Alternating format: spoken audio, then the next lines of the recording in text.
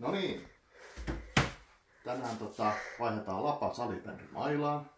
Ja siitä voidaan lähteä. Otetaan ensin ruuvitiin. Tähtipäinen ruuvi.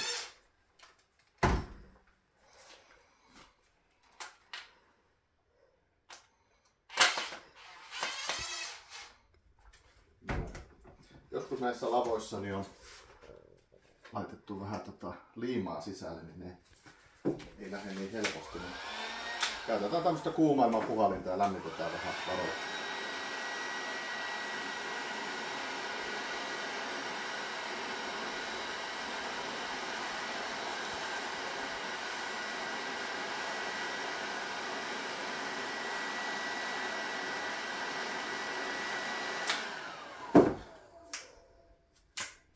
Vielä vähän.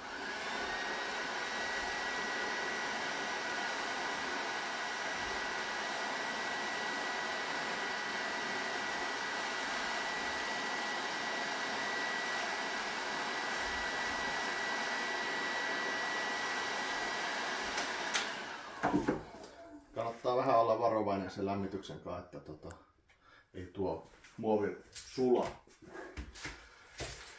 Sitten uusi lapa.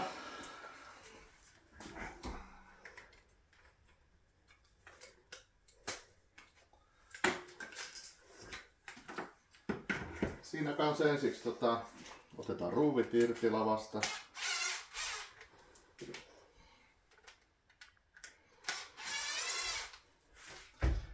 Ja tästä kun katsoo, niin täällä pikkusen on tuommoista liimaa sisällä, niin pikkusen lämmitetään tuolta sisältä.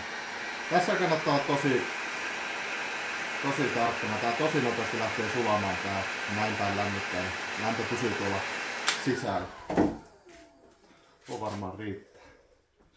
Sen jälkeen hyvä katsoa, että lapa menee oikein päin, eli tekstit on suorassa, kun lapa on eteenpäin. Sitten vaan painetaan se kohdalle.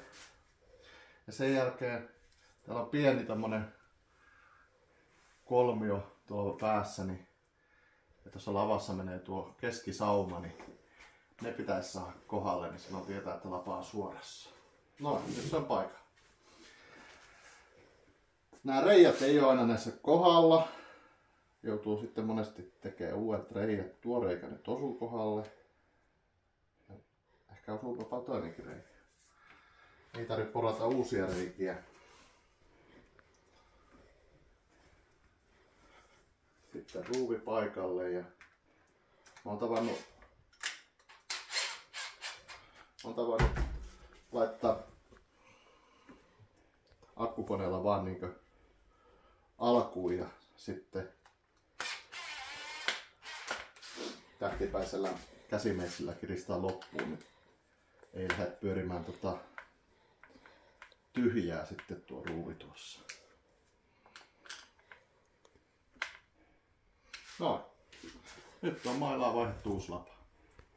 Kiitoksia.